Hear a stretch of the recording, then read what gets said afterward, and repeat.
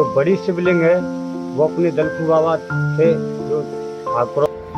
चंबल का इतिहास सदियों पुराना है।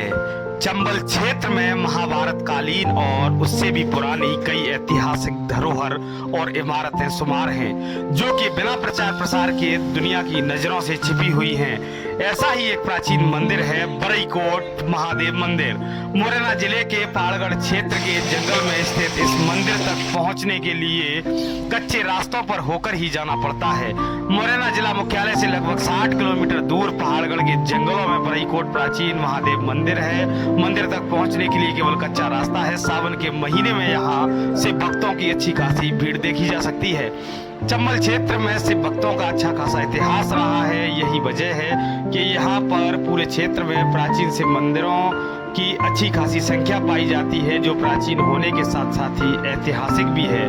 बरईकोट महादेव मंदिर के इतिहास की बात करें तो ये सदियों पुराना मंदिर है। मान्यता के अनुसार इस मंदिर की स्थापना राजा विक्रमादित्य ने करवाई थी। तो कुछ लोगों का मानना है कि इस मंदिर की स्थापना पांडवों ने की थी। साथ ही मंदिर के पुजारी और अन्य बुजुर्गों का कहना है कि इस मंदिर के बड़े शिवलिंग की स्थापना राव दलपत शाह और दलखू बाबा ने करवाई थी और वो दलखू बाबा यहाँ अक्सर पूजा करने आते थे। यहाँ एक विशालकाय किले का निर्माण भी है और किले की दीवार को यहाँ देखा जा सकता है। यहाँ पर ऐसे कई चिन्ह मौजूद हैं जिनका संबंध सीधे महाभारत काल से जुड़ा हुआ है। चंबल का इतिहास सदियों पुराना है। चंबल क्षेत्र में महाभारत कालीन और उससे भी पुरानी कई ऐतिहासिक धरोहर और इमारतें हैं, जो कि बिना प्रचार प्रसार के दुनिया की नजरों से छिपी हुई है। पुरातत्व विभाग भी इन मंदिरों को लेकर योजना बना रहा है।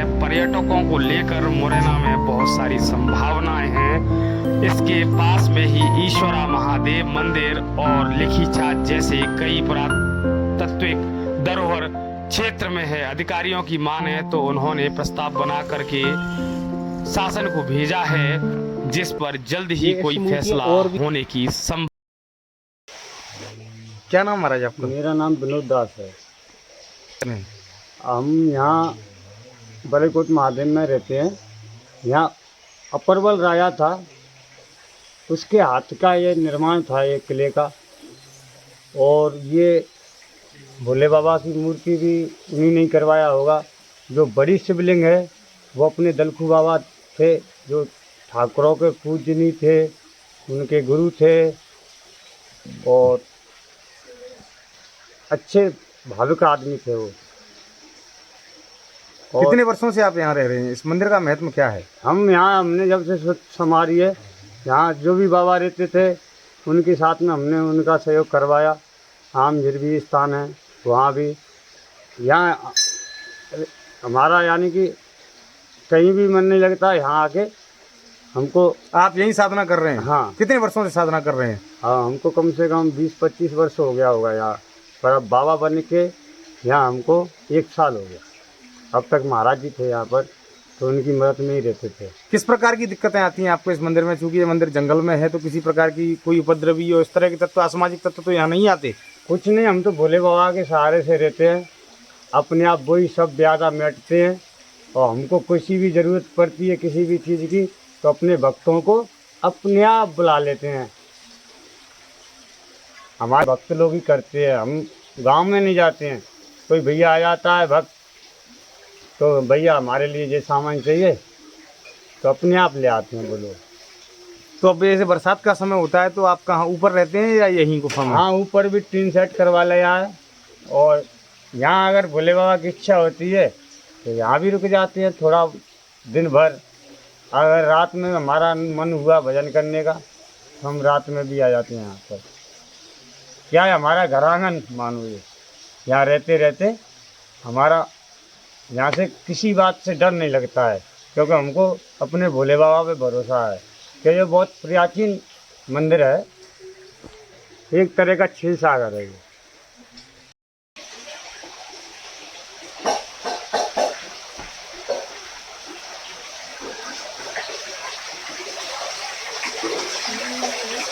इसमें से कौन सी मूर्ति महाराज दलपत राव की है? इस वक्त मैं मौजूद हूँ बरईकोट महादेव मंदिर में।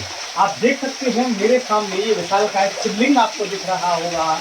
इस शिवलिंग की स्थापना राव दलपत्ता उस दलकू बाबा ने की थी। क्योंकि ये शिवलिंग और ये स्थान यहाँ की आस्था का प्रमुख केंद्र है और तमाम सारे लोग यहाँ आकर के पूजा अर्चना और वंदना करते हैं।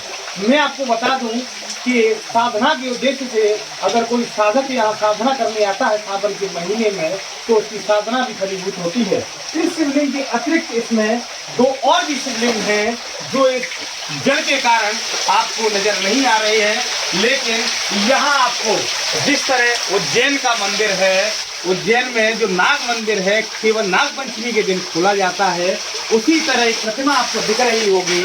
ये प्रतिमा नागशिला के रूप में जानी जाती है और इस प्रतिमा के साथ में एक और पांडवकालीन शिवलिंग भी आपको दिख रही होगी। वो जो शिवलिंग है वो पांडवकालीन शिवलिंग है। इसकी स्थापना यहाँ पांडवों ने की थी। दो और शिवलिंग हैं जिनकी स्थापना पांडवों ने की है, मैं बताना चाहूँगा। और मैं इसके अंदर जाऊँगा तो अंदर बहुत गहरा है और लोग यहाँ आते हैं, अभिषेक करते हैं, पूजा करते हैं। आप साफ तौर पर देख पा रहे होंगे शिवलिंग पर की पूजा करके गए हैं। और वो जो दो शिवलिंग है, एक शिवलिंग ये है जो नहीं दिख रही है, एक और शिवलिंग है। इन दो शिवलिंगों की स्थापना पांडवकालीन समय में हुई थी और ये जो शिवलिंग है इसकी स्थापना राव दलपत्ता और दलकू बाबा ने की थी, जिनका एक और किला सरसैनी सती धाम में है।